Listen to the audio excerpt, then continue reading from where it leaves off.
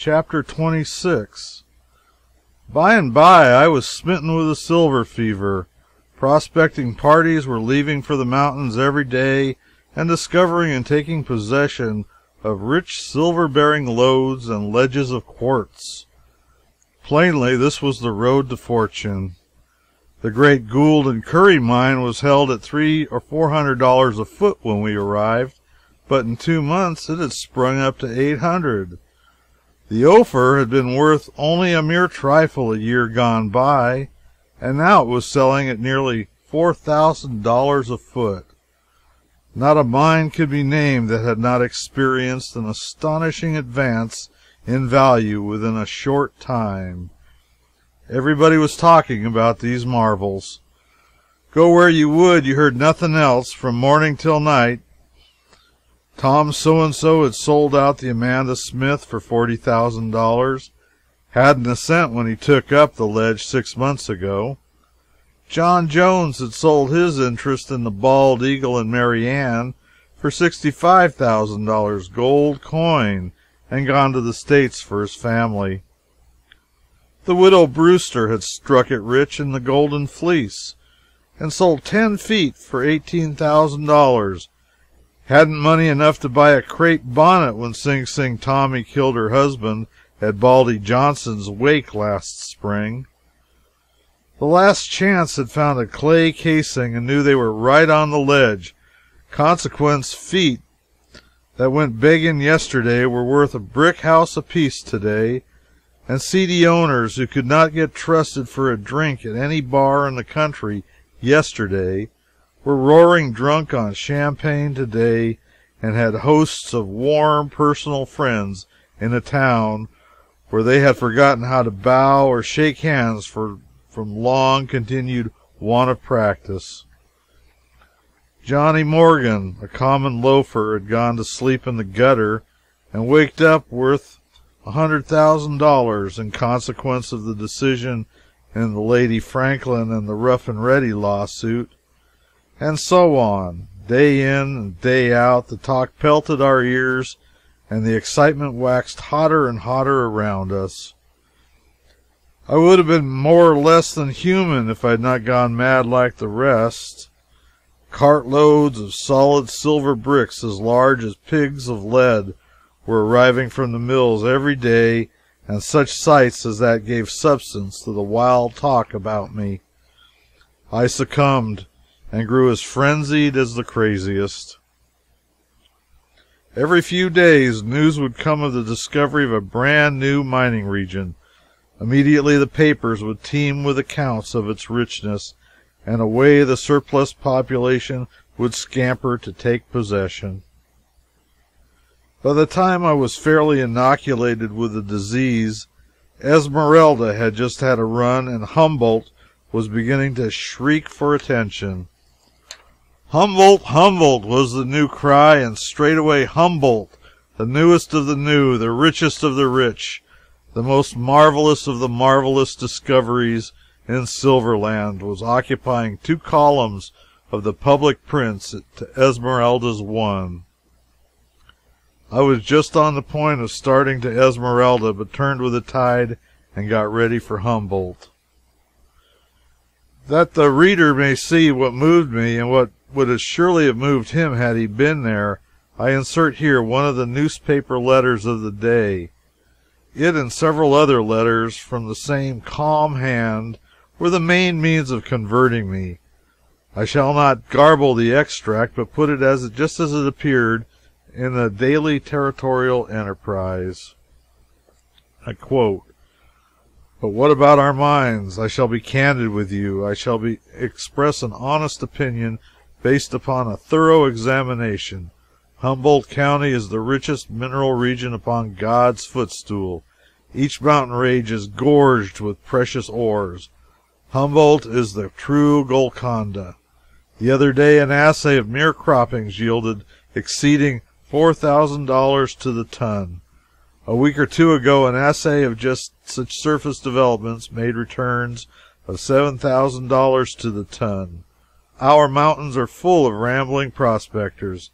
Each day and almost every hour reveals new and more startling evidences of the profuse and intensified wealth of our favored county. The metal is not silver alone. There are distinct ledges of auriferous ore. A late discovery plainly evinces cinnabar. The coarser metals are in gross abundance. Lately, evidences of the bituminous coal have been detected. My theory has ever been that coal is a ligneous formation. I told Colonel Whitman in times past that the neighborhood of Dayton, Nevada, betrayed no presence or previous manifestations of a ligneous foundation, and that hence I had no confidence in his lauded coal mines. I repeated the same doctrine to the exultant coal discoverers of Humboldt. I talked with my friend Captain Birch on the subject. His Pyrrhonism vanished upon his statement that in the very region referred to he had seen petrified trees of the length of 200 feet. Then is the fact established that huge forests once cast their grim shadows over this remote section. I am firm in the coal faith, have no fears of the mineral resources of Humboldt County. They are immense, incalculable.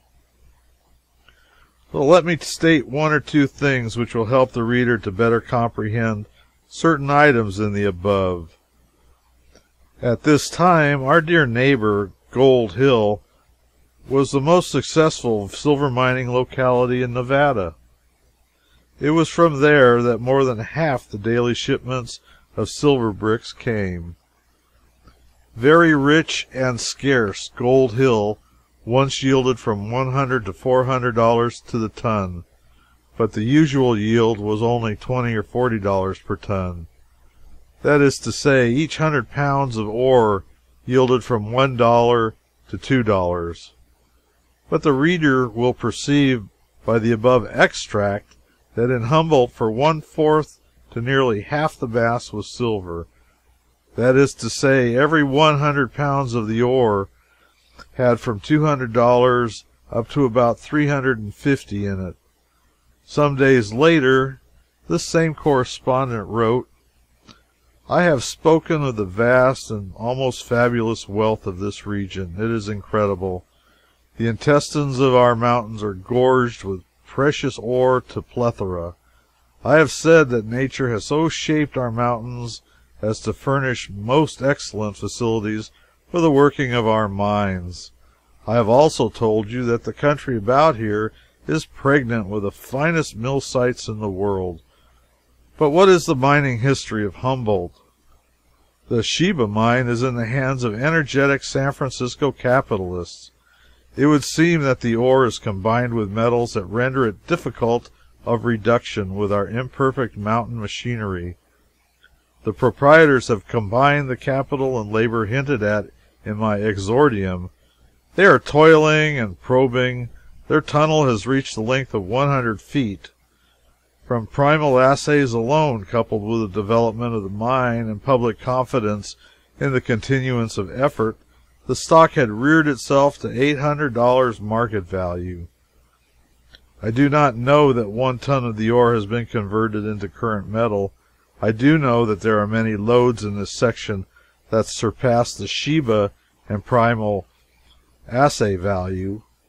Listen a moment to the calculations of the Sheba operators. They propose transporting the ore concentrated to Europe. The conveyance from Star City, its locality, to Virginia City will cost $70 per ton. From Virginia to San Francisco, $40 per ton. From thence to Liverpool, its destination, $10 per ton. Their idea is that it is conglomerate metal will reimburse them their costs of original extraction, the price of transportation, and the expense of reduction, and that then the ton of the raw ore will net them $1,200. This estimate may be extravagant. Cut it in twain, and the product is enormous, far from transcending any previous developments of our racy territory. A very common calculation is that many of our mines will yield $500 to the ton. Such fecundity throws the Gould and Curry and the Ophir and the Mexican of your neighborhood in the darkest shadow. I have given you the estimate of the value of a single developed mine. Its richness is indexed by its market valuation. The people of Humboldt County are feet crazy. As I write, our towns are near deserted. They look as languid as a consumptive girl. What has become of our sinewy and athletic fellow citizens? They are coursing through ravines and over mountain tops. Their tracks are visible in every direction. Occasionally a horseman will dash among us. His steed betrays hard usage. He alights before his adobe dwelling, hastily exchanges courtesies with his townsmen, and hurries to an assay office, and from thence to the district recorder's. In the morning, having renewed his provisional supplies, he is off again on his wild and unbeaten route. Why, the fellow numbers already his feet by the thousands. It is the horse leech. He has the craving stomach of a shark or anaconda. He would conquer metallic worlds. This was enough. The instant we had finished reading the above article, 4 of us decided to go to Humboldt. We commenced getting ready at once. We also commenced upbraiding ourselves for not deciding sooner, for we were in terror lest all the rich mines would be found and secured before we got there, and we might have to put up with ledges that would not yield more than $200 or $300 a ton, maybe. An hour before, I would have felt opulent if I had owned 10 feet in a Gold Hill mine whose ore produced $25 to the ton. Now I was already annoyed at the prospect of having to put up with mines the poorest of which would be a marvel in Gold Hill.